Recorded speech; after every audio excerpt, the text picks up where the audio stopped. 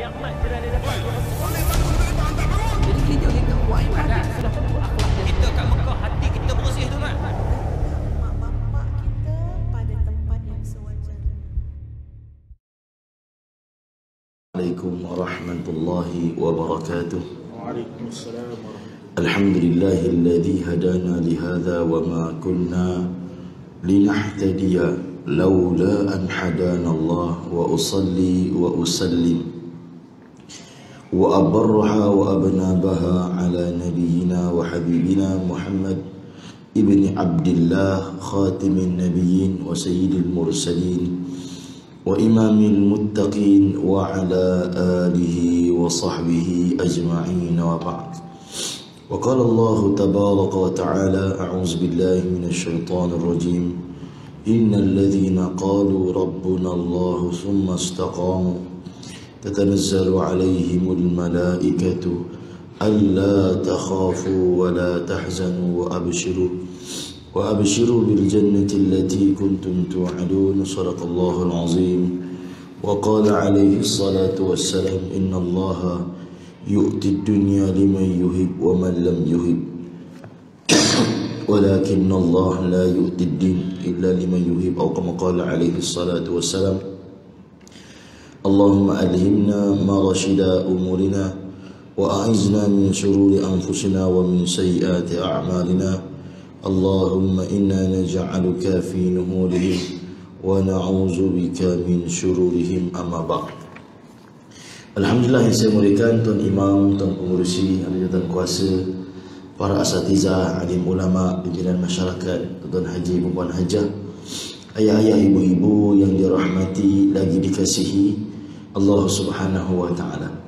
Pertama dan selamanya kita banyakkan syukur pada Allah kerana masih lagi Allah panjangkan usia kita dan Allah Subhanahu wa taala telah meletakkan kita di satu tempat yang mana manusia sujud pada Allah, rukuk pada Allah, menyebut nama Allah Subhanahu wa taala.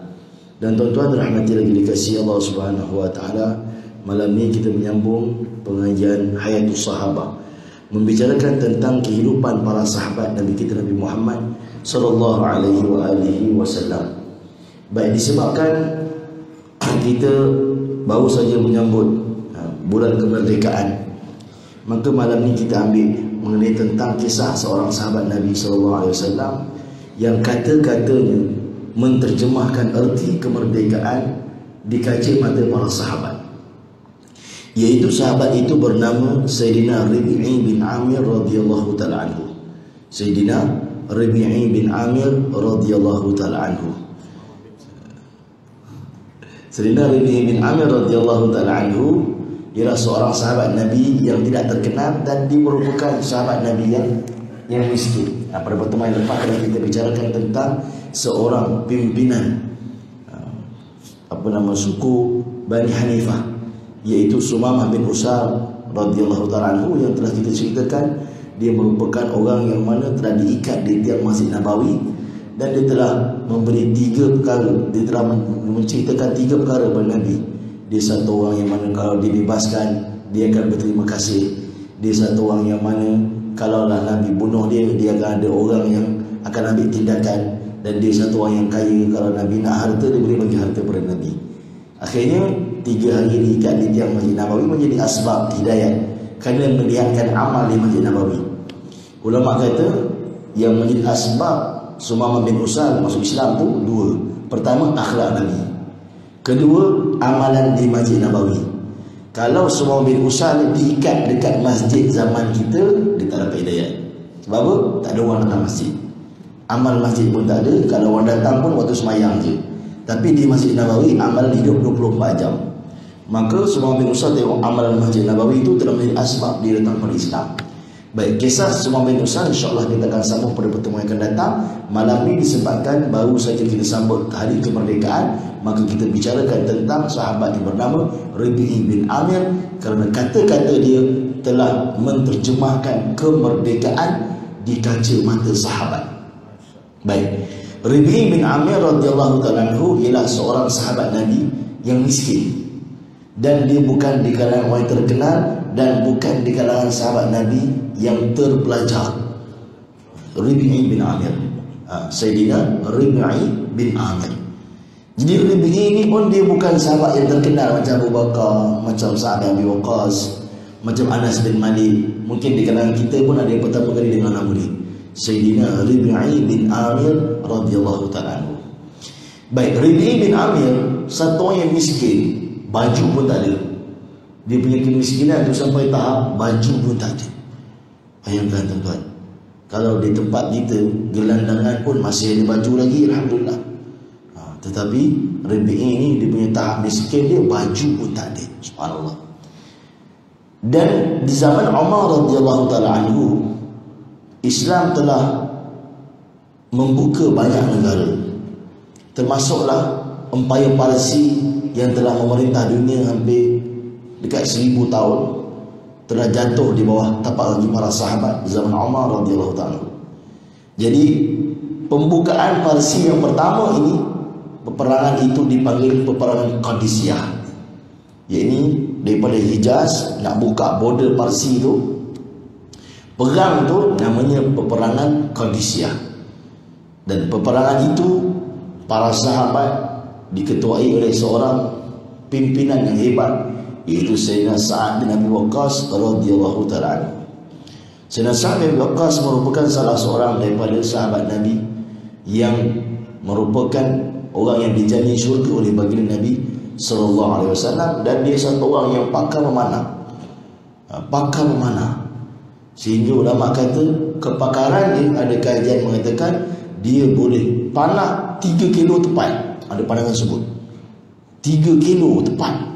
Ini kepakaran Sa'ad bin Abi Waqqas. Kalau wanita yang paling hebat memanah, iaitu makcik Nabi, Mak Zubair al-Awwam. Siapa dia? Itulah dia Sayyidah Safiyah binti Abdul Muttalib. Sayyidah Safiyah ni mak kepada Zubair al-Awwam, makcik Nabi. Safiyah binti Abdul Muttalib wanita yang paling pakar memanah. Kalau lelaki paling pakar memanah, Sa'ad bin Abi Waqqas. Dan dia punya panah ni ada di Museum Madinah. Kalau tuan-tuan pernah ikuti Facebook saya pernah ambil gambar busur panah milik Sa'ad bin Abi Waqqas. Baik, dalam pertempuran Qadisiyah ni, ia merupakan pertempuran yang pertama, dan bahkan dia merupakan pembukaan untuk memasuki Empayar Parsi. Parsi empayar yang sangat besar, dan mereka beragama Majusi. Mereka menyembah matahari. Dan kedudukan pembesar-pembesar mereka lebih kurang macam pemerintahan di tempat kita, iaitu mereka ada panglima. Panglima ni macam menteri, dan panglima mereka dijaga oleh kurang lebih 70,000 tentera yang sanggup mati untuk mereka. Atas panglima ada raja-raja negeri-negeri mereka, dan yang paling besar sekali adalah Maharaja. Maharaja mereka dipanggil Kisra. Siapa saja yang naik akan dipanggil Kisra. Antara yang terkenal di zaman Nabi, Anushirwan. Kisra Anushirwan ni terkenal lah. Yang dibunuh oleh anak dia sendiri, itu Kisra. Jadi itu pemerintahan mereka. Jadi untuk pembukaan pertama, kemasukan pertama sahabat dalam bertempur dengan orang Parsi ni, mereka memasuki satu wilayah, dan wilayah itu dijaga oleh panglima yang namanya Rostam. Yang nama Rostam. Dan Rostam ni ialah satu orang Parsi daripada suku Pushto. Dia orang Pushto. Pushto ni kalau sekarang ni banyak di Peshawar. Orang Pushto ni badan dia kecil je badan dia, tapi dia kuat. Ni orang Pushto, orang dia kuat. Di Pakistan suku Pushto, kebanyakan mereka ni ada mata biru, mata hijau, orang Pushto. Di Madinah waktu saya belajar, masa saya mula-mula sampai Madinah, jadi kita pun kena belilah peralatan sikit-sikit nak letak kat asrama. Beli peti ais. Asrama saya tingkat 5. Saya fikir siapa nak angkat ni? Lori hantar sampai bawah, siapa nak angkat tingkat 5 ni? Nak ajak orang-orang Melayu memang semua tak larat. Peti ais berat, main saya basuh berat, siapa nak angkat ni? Kalau kawan baik pun hari tu tak jadi kawan baik, akan sibuk je. Berat, memang berat. Dia orang kata, ustaz pergi dekat sana tu ada orang Pushto, memang kerja dia angkat barang. Ramai-ramai orang tu, saya pun kata ada 2 barang nak kena angkat. Satu peti ais, thelajah. Satu lagi ialah mesin basuh marsalah, mesin basuh. Seorang kata, aku seorang cukup. Seorang. Saya kata, biar betul ni. Dia kata seorang. Dia pergi kan, dia angkat seorang. Petik ais tu, dia angkat seorang. Bukan satu tingkat, petik ais tu tingkat tu. Dia letak kat belakang dia angkat. Saya tengok, berapa ratus aku nak kena bayar ni. Dia dah angkat tu pun saya fikir, ini seorang angkat. Makan modal ni. Dia nak makan seorang je kan. Mesti dah mahal bayar ni. Angkat sampai bilik, turun pula, angkat mesin basuh. Kuat tu insyaAllah. Kecil je orang ni, orang push tu. Saya pun tanya dia, berapa nak bayar? Dua barang ni 15. 15? Terkejut saya tu kan. Kalau cakap kat budak Melayu, tobat memang tak angkat lah, kena sumpah. Kalau kita kata 15, kena sumpah gitu kan. Kita tengok tak sampai hati, bagi 15, kita bagi lebih sikit. Berterima kasih betul. Terima kasih Tuhan, terima kasih. Sepatutnya 150 paling kurang kalau pada saja lah. Tapi dia minta 15. Dia kata 15 tu mahal lah tu. Ada orang bagi 10 je dia kata. Subhanallah, memang kuat orang Pushtu ni. Dan mereka ni punya serban ni tu macam abang kita pakai. Ni serban orang Pushtu. Orang Pushtu ni serban macam ni. Lilit pun sama. Betul, sama. Tuan-tuan tak percaya, tuan-tuan pergi Madinah. Tuan-tuan tengok macam ni orang Pushtu. Dia ada suku-suku dia. Dan ikut suku-suku mereka ada serban mereka masing-masing. Dia ada lain-lain. Khorasan lain serban dia. Dia ada suku-suku dia. Jadi orang Pushtu. Rostam ni orang Pushtu. Dan dia memang sangat kuat. Dan tentera mereka pun sangat gagah. Di bawah dia ada macam esko dia jugalah. Kuat-kuat semua. Jadi bila dapat tahu sahabat datang satu ketumbukan tentera, di sisi orang Parsi, orang Arab ni hina. Orang Parsi menganggap orang Arab ni ialah debu-debu padang pasir, orang hina. Dan mereka ialah orang yang bertamadun, empire, bukan kecil-kecil, empire. Mereka orang hebat. Maka bila sahabat datang satu ketumbukan tentera, mereka nak tahu kekuatan yang ada pada sahabat, sebab mereka dah dengar banyak berita, banyak tempat dah tumbang di tapak kaki sahabat. Bertempur dengan sahabat ni kalah. Maka dia hantar wakil dia bagi tahu kepada Sa'ad bin Waqqas, tolong hantar wakil kamu untuk jumpa pimpinan kami. Pimpinan kami nak jumpa. Sebelum perang dengan kami, pimpinan kami nak jumpa, pimpinan kami nak tanya soalan. Sebenarnya Rostam ni panggil untuk jumpa ketua mereka. Nak jumpa Sa'ad lah. Nak tanya soalan, sebenarnya nak tengok kekuatan yang ada pada mereka. Ini orang Islam, supaya mereka boleh buat persediaan. Tetapi Sa'ad bin Waqqas telah hantar seorang sahabat yang duduk di barisan paling belakang sekali, yang orang pun tak kenal dia. Itulah dia, Rabi'i bin Amir. Rabi'i ni orang Badui yang mana baju pun tak ada. Dan dia menaiki keldai yang tua. Keldai, kuda pun tak ada, pakai keldai. Keldai pula tua. Dan dia punya pedang dah sompek.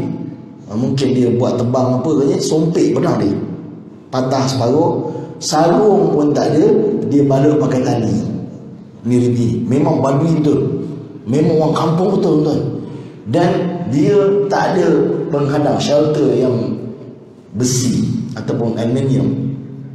Dia memakai penghadang pakai kulit binatang sebagai shelter dia. Dan dia diarahkan untuk pergi jumpa pimpinan Parsi, iaitu Rostam. Tuan-tuan, hari ni kita faham, nak jumpa satu orang mesti kena cari orang yang pakai kot lah, kot yang handsome sikit kan, yang smart. Yang ni lah baru orang nampak Islam ni macam mana. Kita faham macam tu. Sahabat tak? Sahabat faham siapa yang iman, yang yakin pada Allah, tak terkesan dengan makhluk, orang ni kita hantar. Rabi'i ni orang Badui, mana kena raja. Dia tahu dunia dia je, dia tak kenal orang, dia hanya tahu Allah je. Jadi ini orang yang dia hantar. Hari ni kita terlalu terkesan sangat orang. Kita nak jumpa dia mesti kena pakai seluar jin pun baru dia ikut kita. Kita punya faham macam tu. Mahatma Gandhi buka India, selipar pun tak ada. Tuan-tuan dirahmati lagi dikasihi Allah SWT. Maka sebab itu kita kena cari jadi diri kita. Untuk ajak satu orang tak semesti kita kena fikir, kena ikut ni, boleh jadi ni. Ada orang kata, Ustaz kalau nak dakwah kat Bukit Bintang kena pakai seluar jeans dengan t-shirt, baru ramai ikut. Saya tanya dia, bang, sepanjang abang pakai t-shirt dengan seluar jeans, berapa orang dah pergi masjid? Tak ada orang lagi, Ustaz. Sebab bila kita pakai t-shirt dengan seluar jeans pergi Bukit Bintang, budak sekalian kata, apa beza kau dengan aku? Sama je. Aku nak jadi lagi baik. Kalau kau pun pakai macam aku, apa beza aku dengan kau? Kita faham macam tu. Tapi kita pakai macam ni tuan-tuan, dia orang boleh duduk. Oh, terima kasihlah Ustaz datang. Terima kasihlah, kami ingatkan Ustaz tak sudi datang tempat kami. Dia duduk dengar. Pergi masjid pula sembahyang. Jadi tuan-tuan, kita kadang terlampau fikir, kalau aku pakai macam ni, dia tak datang kot. Sedangkan pakaian sunnah ni ada kejayaan. Adalah tempat-tempat tertentu yang kita perlu pakai pakaian tertentu. Tapi bukan semua tempat kita kena pakai macam tu. Polis dia ada baju dia, bomber ada baju dia. Kalau polis pakai baju bomber, walaupun dia pegawai besar, hari tu baju dia basah, dia kena pakai baju bomber.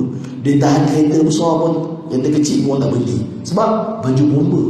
Dia kata, tuan saya polis tuan, OCPD tuan, tapi baju basah, dia ni tak basuh, tak kering lagi. Saya pakai baju bomber, tapi saya polis pun tak saya. Sebab ada pakaian dia. Sami pun ada pakaian dia tuan-tuan. Sami ada pakaian dia. Kalau Sami pakai t-shirt, dia kata saya Sami. Orang kata takkan Sami pakai t-shirt, you Sami ke Sampo? Orang tak percaya kan? Sebab apa? Sami ada pakaian dia, ihram dia lah, warna oranye tu. Orang Islam, kalau kita buat dakwah, kita pun ada pakaian kita. Kalau kita pakai t-shirt dengan seluar jeans, kita kata kita nak dakwah dia, maka dia, ni saya tanya sendiri budak tu, budak sekali tu saya tanya, kalau saya datang pakai t-shirt dengan seluar jeans, macam mana? Okey tak? Apa beza ustaz dengan saya? Kata ustaz pakai pakaian ustaz lah, kenapa nak pakai pakaian saya? Dia sendiri cakap macam tu. Jadi tuan-tuan, kita kadang terlampau terkesan sangat. Rabi' bin Amir, kata ulama, diputuskan oleh Sa'ad. Sa'ad ni tak fikir ke? Dia ketua, dia tak fikir ke ni kalau Rabi' pergi tak pakai baju, apa orang kata umat Islam ni, kita nak buka palsi ni. Sa'ad tak fikir macam tu. Sa'ad fikir dia ialah orang yang tak terkesan dengan raja. Kalau terkesan, susah hantar orang yang terkesan. Tengok lampu cantiknya, kapet raja cantiknya, susah hantar orang macam ni. Maka hantar orang Badui yang tak kenal orang, tak takut dengan orang, takut dengan Allah ni, maka hantar orang macam ni. Dalam perjalanan Rabi' telah jumpa kain yang dibuang di tempat sampah. Dia ambil, dia potong, dia buat jaket, tutup badan sikit. Maka sampailah dia di depan istana Rustam. Rustam bariskan 70,000 tentera, yang tentera tadi berbaris di kiri dan kanan jalan dan memegang pedang macam ni, silang baris semua, dan menghamparkan Permaidani. Parsi ni memang negara yang terkenal dengan kapet sampai sekarang. Parsi ni, antara kawasan Parsi ni mana? Pakistan. Pergi nilai 3, siapa jaga? Orang Parsi, orang Pakistan ni, sebagai daripada Parsi. Sampai sekarang dia pegang kapet. Jadi negara Parsi ni memang tempat kapet. Jadi kapet dia ketebal. Rabi' bin Amir orang kampung, kapet pun tak tengok. Bila dia bawa kedai dia tua. Kedai dia diarahkan untuk pergi lalu kat kawasan tu. Orang pegang pedang kiri kanan, dia kena lalu kat tengah-tengah. Kedai dia kedai tua. Bila pijak kapet ni kapet tebal. Jadi kalau pijak kaki tergenam kaki, kapet tebal. Maka bila kedai tua pijak je kapet, kedai tu jadi macam terhuyung ayam, ke kiri, ke kanan. Kedai tua, dia pun alihkan kedai dia ke tepi. Kedai dia pijak tanah balik. Dia pun cakap dengan tentera, benda apa bentang ni? Kedai pun tak sudi nak pijak. Sebab apa? Dia tak tahu ni kapet. Kata Rustam, wakil Rustam kata, dia beritahu Rustam, orang ni pelik ni, kapet dia tak kenal, dia tak kenal kapet. Dia kata benda apa kata bentang ni, dia tak sudi nak pijak. Kedai dia tak sudi nak pijak. Rustam kata, tabur wang dinar emas depan pintu masuk, biar dia terkesan dengan dinar emas.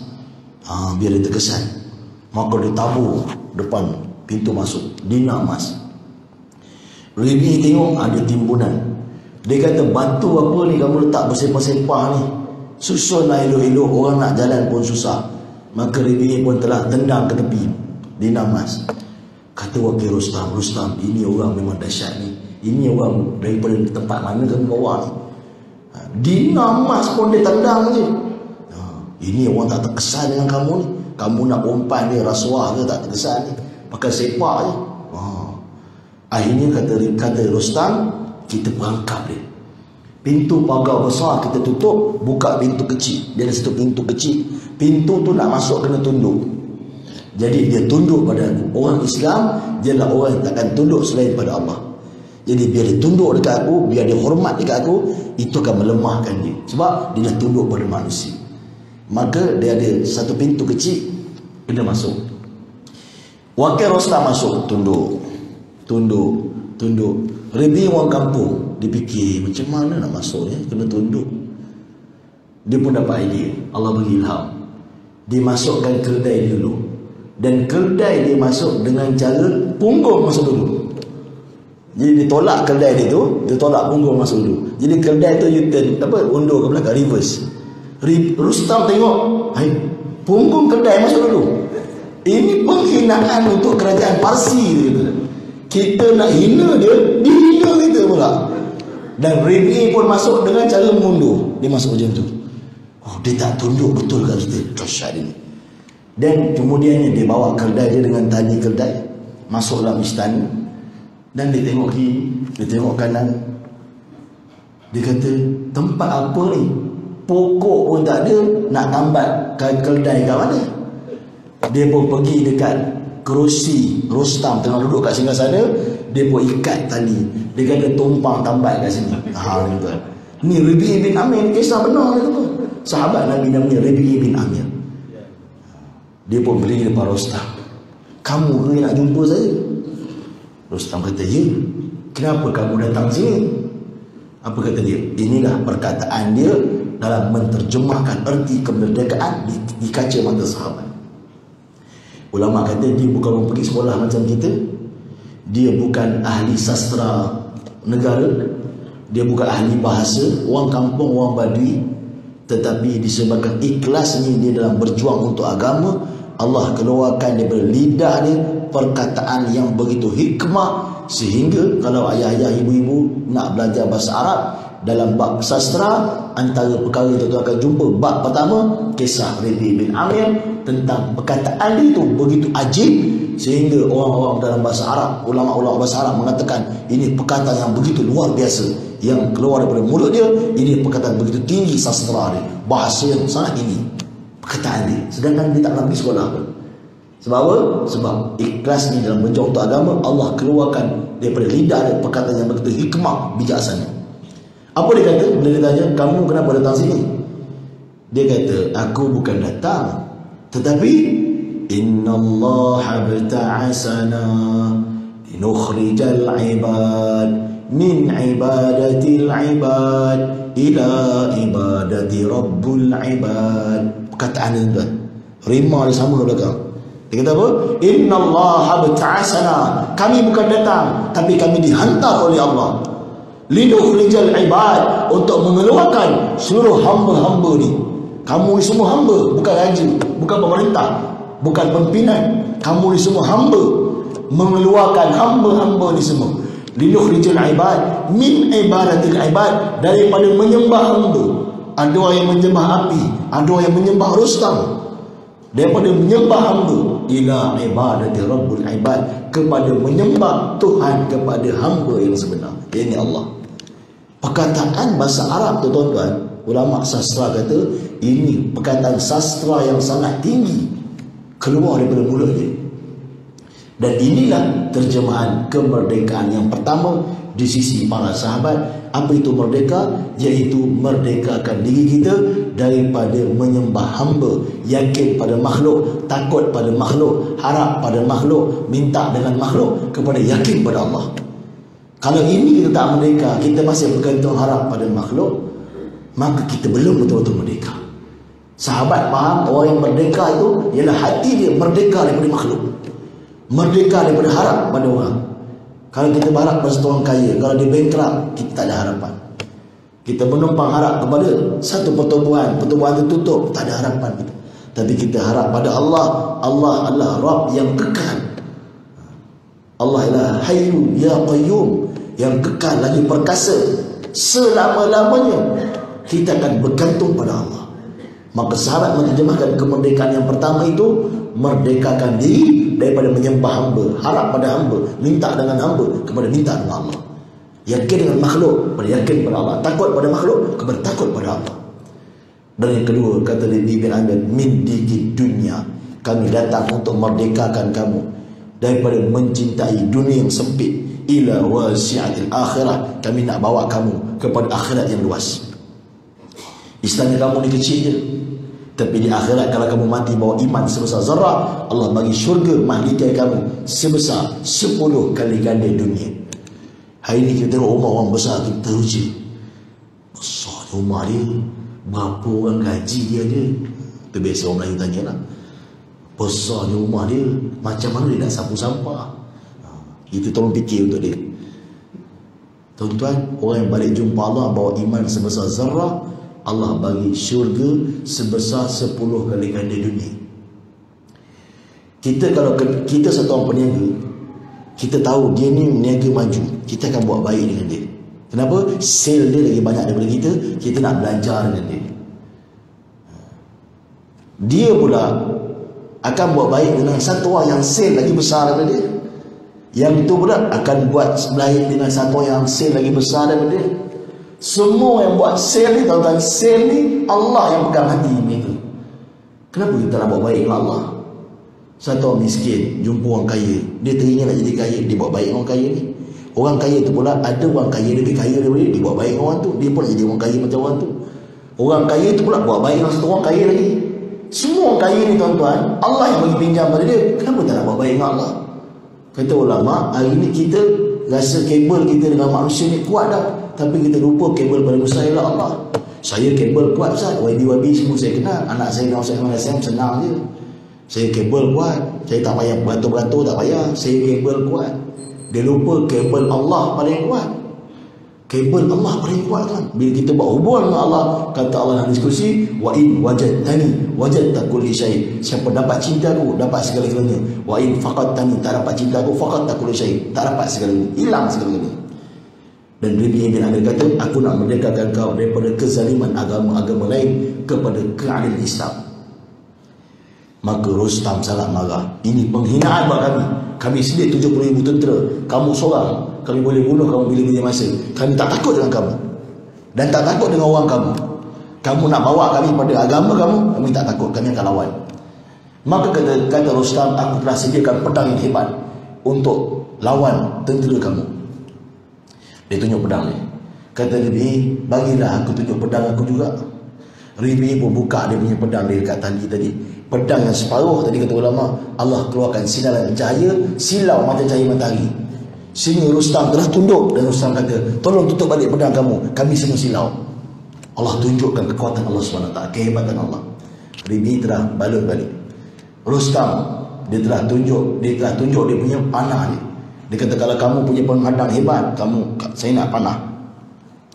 Dia pun tunjuk, aku punya penghadang ni kulit, kamu cobalah. Maka Rustam dengan hebat yang dia ada, panah yang dia tarik, dia lepas, hanya tersangkut dekat shelter tu saja, tak tembus. Kata Nabi, bagi aku coba kamu punya penghadang pula, yang kata hebat sangat tadi tu. Maka dia pun keluarkan penghadang dia. Mula-mula tahan macam ni, tapi dia takut tembus. Dia pun tak yakin dengan penghadang yang dia ada, yang dia kata mahal tadi. Dia buat macam ni. Nabi tarik busur panah, dia lepas. Bismillah, Allahu Haq, dia lepas. Panah tembus, panah telah pergi, tembus penghadang tu, tembus dan tembus dinding belakang. Ini ulama sebut. Sehingga Rustam menjadi takut. Rustam kata, siapa dia ni? Dan Rustam tanya, adakah kamu ketua mereka? Hebatnya kamu ni, adakah kamu ketua mereka? Tidak, akulah orang yang paling belakang dalam barisan tentera besok. Kata Rustam, kalau orang ni paling belakang, yang depan macam mana? Akhirnya dalam perang Qadisiyah, tuan-tuan pernah tengok cerita Omar di Silis, perang Qadisiyah, barisan depan semua gajah. Dia letak gajah terus. Dia takut, gajah pun lari. dalam perang Qadisiyah, tuan tengok dalam Omar di sini YouTube ada. Dalam Omar di sini tu gajah pun takut dengan sahabat, sebab sahabat takut dengan Allah. Tuhan pada gajah, tak takut dengan gajah. Gajah pun lari. Akhirnya gajah tu pula pergi pijak tentera Rustam. Ni dalam perang Qadisiyah akhirnya kalah, tumbang pimpinan tentera yang dipimpin oleh Rustam. Di sini tuan-tuan bila kita nak menterjemahkan tentang erti kemerdekaan yang salah faham dan kemuncak kemerdekaan yang perlu kita fahami di akhirat. Allah berfirman, "Faman zuhziha 'anil nar wa udkhilal jannata faqad faz." Merdeka yang sebenar bila kita diisytiharkan bebas daripada neraka, dapat masuk syurga. Inilah kejayaan yang sebenar kata Allah. Inilah kemerdekaan yang hakiki, yang abadi. Di dunia ni penjara bagi orang beriman, sijnul mukminin. Banyak peraturan, ni boleh, ni tak boleh. Tapi di akhirat, kata ulama, merupakan tempat yang abadi kekal, yang Allah Ta'ala sediakan untuk kita. Kita bebas, merdeka. Wajannatul kafirin, dunia ni syurga bagi orang kafir, tapi di akhirat mereka akan dipenjara. Itu keadaan yang selama-lamanya kekal abadi. Jadi tuan-tuan rahmati lagi dikasihi Allah, daripada kisah Rabi' bin Amir dapat kita fahami bahawa erti kemerdekaan di kaca mata sahabat. Mudah-mudahan Allah SWT menerima kita semua. Wallahu alam. Saya mohon maaf saya berkongsian terkasar bahasa salah kata terlanjur bicara. Minta maaf dan minta ampun kepada Allah. Sehingga bertemu lagi pada pertemuan yang akan datang, kita akan menyambung tentang kisah yang lepas, iaitu Sayyidina Sumamah bin Usal radhiyallahu taala anhu. Wallahu alam. Assalamualaikum warahmatullahi wabarakatuh. Tangguh dengan kafaratul majlis dan surah Al-As. Terus